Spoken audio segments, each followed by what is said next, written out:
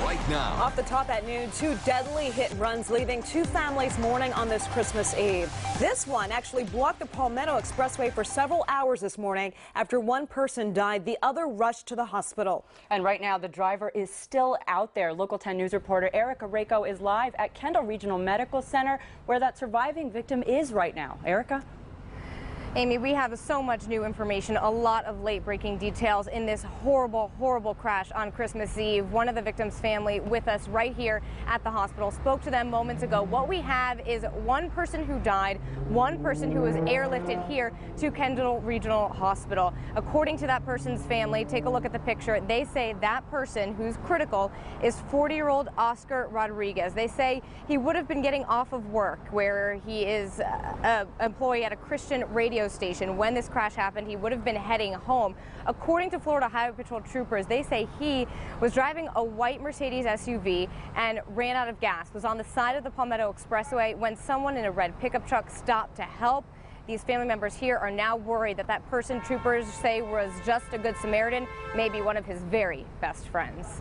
My brother had been in an accident and pretty much get to the hospital that he was in critical condition, and we're here now. We're still trying to find out answers. It was just before the sun would come up on Christmas Eve. Florida Highway Patrol troopers say the driver of this white Mercedes SUV ran out of gas, driving northbound on the 826. So they pulled over just after the 8th Street exit.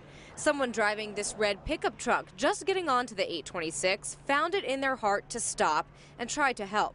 A third vehicle heading north hits the Mercedes and those 2 people. The Mercedes-Benz was parked, correctly on the right shoulder on the northbound lanes, safely all the way off to the road.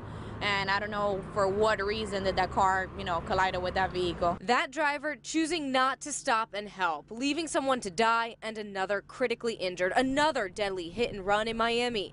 Troopers only know the vehicle that left is either silver or light blue. We're doing the investigation. We do have a couple of pieces of that vehicle left on scene, and it's up to our traffic homicide to continue this investigation further. The northbound lanes on the Palmetto Expressway shut down, delays of up to an hour. Detectives collect evidence here, pick up shoes and cell phones left behind by the 2 hit.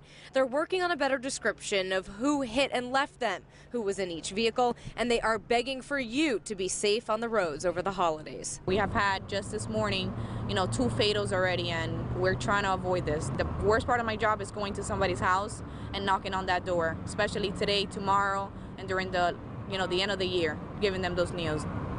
So please do not drink and drive, wear your seatbelts, and if it's too late, stay at a friend's house.